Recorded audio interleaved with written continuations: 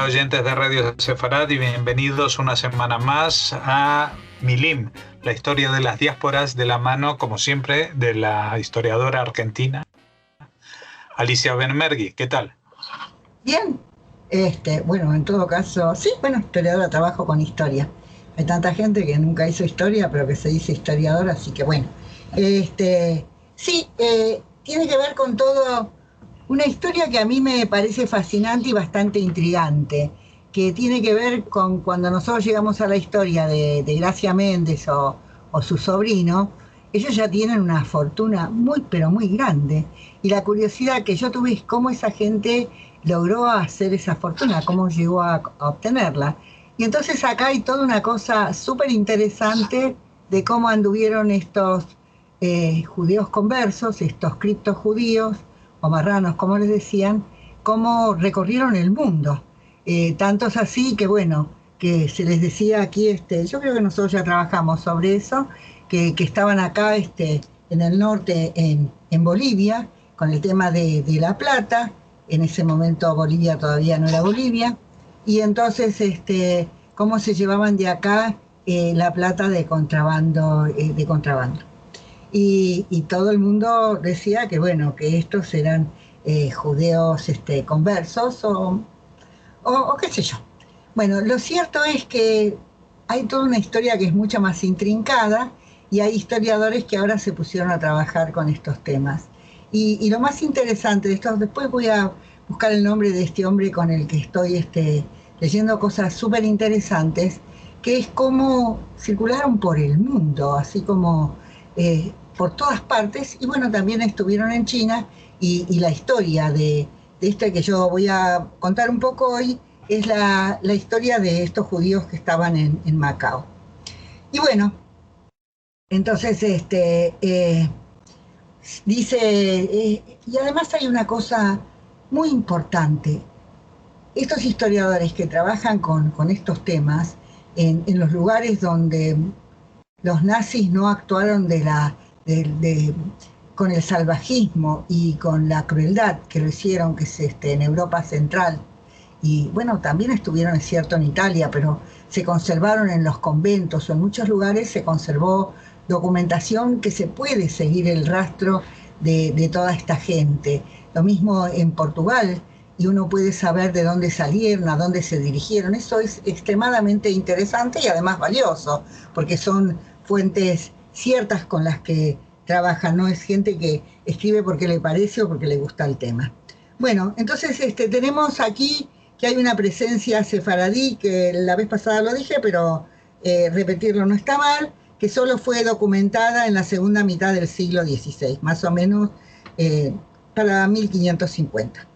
Estoy repitiendo que para esa época ellos solicitan de las autoridades chinas la autorización para construir una sinagoga para poder orar en libertad.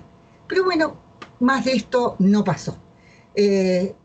Permanecieron escondidos o no se hicieron demasiado visibles, y hasta que logran apoyo político y prosperidad económica, y entonces a partir de la década de 1580 surge un personaje muy interesante que se llamó Bartolomeu Landeiro.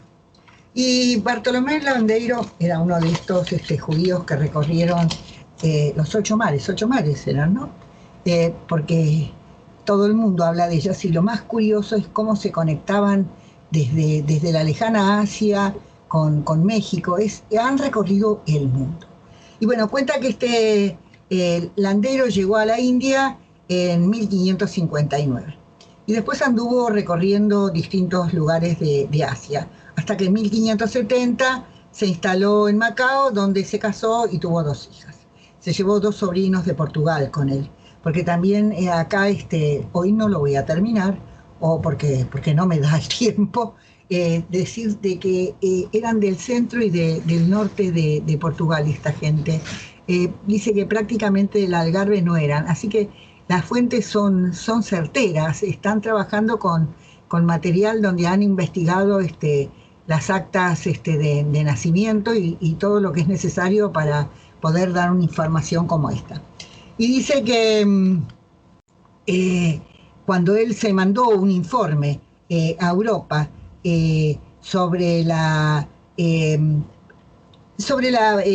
lo que pasaba sobre la comunidad de Macao, no estamos hablando de la comunidad judía, estamos hablando de la comunidad hispano-portuguesa de Macao, el nombre de él fue omitido. Esto fue cuando se le manda este informe a Felipe II. Y ahora voy a contar por qué Felipe II, por qué se omite el nombre de él. Bueno, porque él ya había estado en Goa y la Inquisición en Goa empezó a actuar muy temprano y tenía el nombre de estos judíos de los cuales se escaparon porque los tenían como agarrados de las pestañas. La Inquisición fue muy cruel también en Goa. Y a propósito, estaba pensando a veces estas cuestiones de los apellidos y de esas cosas. Hace algún tiempo nosotros viajamos desde Miami hasta las Bahamas, en estos barcos donde viaja todo el mundo, en estos cruceros. Y uno de los mozos que nos atendía a nosotros yo le pregunté de dónde era, porque era una cosa, tenía una piel oscura, estaba lleno de gente extranjera, para nosotros de la otra punta del mundo, de donde uno no tiene ni idea. Y entonces él tenía en su bolsillo su nombre, y el nombre de él era un nombre absolutamente portugués. Y entonces yo le pregunté de dónde él era, y él me dijo que era de Goa. O sea que era descendientes de estos portugueses que estuvieron ahí. Esto es la provincia de Kerala, en la India, y que fue un dominio portugués, y además no solo portugués, sino católico, donde funcionó muy efectivamente la Inquisición. Así que este hombre se escapa, oculta su identidad porque sabe que él es conocido como judío. De todos modos, él es un tipo que prospera, es alguien muy hábil para los negocios, y además logra una colaboración extraordinaria, tenerla con los jesuitas, con la Compañía de Jesús. Tiene una colaboración extraordinaria y económica, y él realmente alcanza casi el pináculo de su vida tan aventurera. Llegó a tener una compañía de mercenarios portugueses y españoles que colaboraron con él en Filipinas. No nos olvidemos que Filipinas se llama así porque lleva el nombre del rey Felipe. Y sabes una cosa que descubrí todo el tiempo: está bueno estudiar y leer y buscar información, porque todo el tiempo uno se entera de algo. Decime, Jorge, ¿vos sabías de dónde viene la palabra colonia y colonización? No, siempre pensé que tenía algo que ver con Colón, pero no le veo. Bueno, qué inteligente. A mí nunca se me ocurrió. Sí, viene por Colón. A mí nunca se me hubiera ocurrido, ni lo pensé. Bueno, y esto tiene que ver porque, bueno, también Colón, los españoles rivalizaban con los portugueses y sobre todo los castellanos, más que porque yo tenía un amigo catalán que decía que los catalanes no vieron ni la gloria ni las ganancias que le pudo haber traído a Castilla la relación con América, y eso también es parte de la verdad. Bueno, lo cierto es que como Colón se tuvo que buscar otro camino, pensó él que si se iba por el Océano Atlántico, iba a llegar a las Indias, y se encontró con América. Mirá qué negocio que hicieron los españoles con esto, porque lo otro estaba cortado por los turcos otomanos, que impidieron todo el recorrido. Y entonces estos portugueses se van por el Cabo de Buena Esperanza, algunos se quedaron en lo que después va a ser Sudáfrica, y muchos de ellos se reparten por este mundo asiático, que va a tener que ver con Japón, con las Filipinas. Estamos hablando en este momento sobre todo de Macao, de la India, y con un comercio que va a implicar el comercio de las especias, pero también de esclavos chinos también, y es contrabando. Ahora la pregunta que yo me hago, bueno, acá yo sé en América contra quién contrabandeaban, era contra la corona española. Y ahí, ¿qué coronas serían las que tenían el poder para que ellos infringieran las normas legales? Lo cierto es que Landeiro tenía un cuerpo que también de soldados, o dice que de gente, una compañía de esta gente que luchaba para él, y tenía varios barcos. Prácticamente tiene una compañía, llega a tener una compañía y una red comercial que circula por la India, por Camboya, por Tailandia, por Filipinas, por China y por Japón. Y se dice que tenía un ejército de mercenarios y aventureros que eran portugueses y españoles. Bueno, y entonces acá tenemos toda una historia que cuenta que en Japón tenía su propio ejército personal, así que cuánto poder y cuánto dinero hizo este hombre. Y que en Macao tenía hasta su caballería. Había mucha rivalidad entre estos portugueses y los españoles, pero lo cierto es que no nos olvidemos que estos portugueses y estos judeo-portugueses se llamaban a sí mismos Anazao, y estaban constituidos por judíos portugueses que retornan al judaísmo una vez que se escapan de Portugal, y por otros que se habían convertido y nunca más vuelven al judaísmo. Ellos permanecen como cristianos. Así que hay todo es un negocio entre ambos grupos donde hacen grandes fortunas. Dice que en 1583 los comerciantes de Macao transportaban una gran cantidad de mercancías a Japón. Y él, landeiro, hizo la defensa de Filipinas cuando esta fue atacada. Dice que entre 1589 y 1642, 271 barcos portugueses o capitaneados por portugueses viajaron a Filipinas. Y estos barcos procedían de Macao, del sudeste asiático, de China y de otras regiones. Y bueno, y después, ¿a dónde iban? Iban desde Camboya, Tailandia y la Cochinchina, pero luego recorrían los puertos de Portugal, España y México.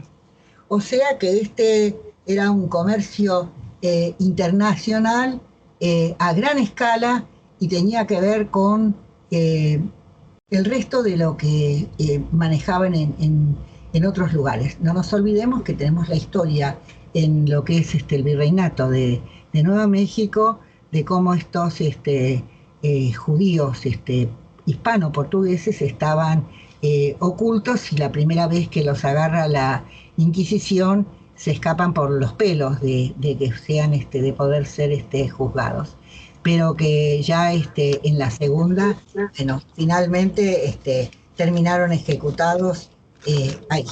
Lo que es muy interesante es pensar en que en 1582 se muere el rey de Portugal, y entonces el que queda como heredero del trono de Portugal y de España es Felipe II.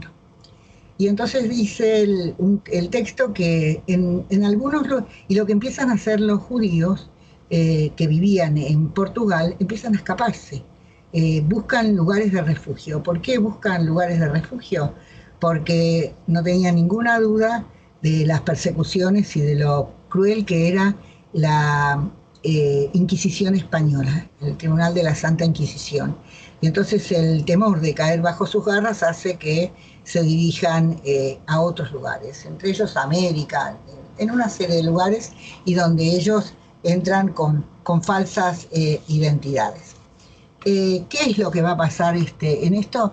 Este historiador dice que ambos reinos o ambos estados no compartieron ciertas cuestiones. Había una división entre lo que era de españoles y de lo que eran portugueses. Pero bueno, no nos olvidemos que después, cuando llegan los portugueses a Brasil, el palo de Brasil fue uno de los elementos más valiosos que se llevan de aquí estos portugueses, pero después también va a estar los diamantes y el oro, que es uno de los que hace recuperar a la economía portuguesa después de haber perdido otros espacios y lugares donde no le había ido tan bien. Hay como un renacer de esta economía. Lo que tenemos que tener en cuenta es que hay entonces presencia portuguesa en China, en Macao y en toda esta región. ¿Y por qué a mí se me ocurrió y por qué estoy buscando? Después volveremos a China y contaremos ya otras cosas. Pero, ¿por qué se me ocurrió? Bueno, porque en Londres existe y existió, además de en Amberes y en Ámsterdam, el comercio de diamantes, que fue muy importante. Y habitualmente lo que nosotros sabemos es que ese comercio de diamantes vino desde lo que es el sur de África, de Rodesia y de toda esta región. Sin embargo, anteriormente este comercio había estado en manos de estos judíos portugueses. Y los diamantes y el oro y otros metales preciosos eran llevados desde Madrás. Madrás después cambió de nombre, donde había una colonia portuguesa. Estuvieron en el siglo XVIII, estuvieron como 150 años viviendo ahí, y desde ahí se llevaban estas piedras preciosas y todo eso a Londres, donde estos diamantes eran pulidos y eran vendidos.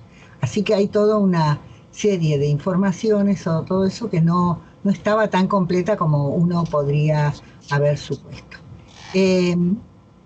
No creo que tenga mucho más para contar, no creo, simplemente porque después también vamos a hablar sobre lo que fue la India, lo que fueron los puertos de la India y las ciudades de la India para todo este tráfico de especias y de una serie de cosas que fue importantísimo en el mundo, pero nosotros tenemos que terminar hablando primero de China. Pero tenemos que decir que todo esto estaba también vinculado con el mercado chino. Para poder terminar es algo relativo, pero con nuestro capítulo chino, del cual todavía nos falta cómo es capturada, cómo distintos estados europeos se apoderan de ciertas regiones de China y cómo China cae en manos de estos que van a ser llamados colonialistas. Y toda esta historia, que tampoco es demasiado contada, salvo que uno se interese y lo logre, de cómo Inglaterra pudo reemplazar el mercado de esclavos, porque Inglaterra se da cuenta que la esclavitud no es un negocio que sea redituable, es mucho más fácil que la gente se gane su propio sustento y compre, que eso era lo que Inglaterra, el corazón del capitalismo, necesitaba, vender su producción. Y entonces esto va a tener que ver con que van a sustituir esa mano de obra esclava con los culíes, los campesinos chinos, que siempre padecieron un trato espantoso a manos de las distintas dinastías que gobernaron los imperios chinos y que después fueron vendidos como mano de obra a los rusos, a los norteamericanos, y que numerosos ferrocarriles en el mundo fueron construidos por estos campesinos chinos, que también esto es una historia que tampoco es demasiado conocida. Tanto me sorprendió a mí que cuando llegó la historia del mercado del guano, y perdón que esté hablando de repente de cosas que no saben, pero cuando uno estudió historia, nosotros tuvimos que estudiar en la historia del Perú lo que significó el tema del mercado del guano, porque en Europa no había, para fertilizantes artificiales, y entonces el guano era llevado desde el Perú. Y también era recogido por estos culíes que fueron llevados al Perú para hacer estos trabajos así miserables y terribles, donde esta gente padeció enormemente. Y ahí es cuando se explica por qué Inglaterra puede sustituir su mano de obra esclava por esta gente, y cómo los norteamericanos libraron una guerra civil por el asunto de quién se quedaba con la mano de obra esclava.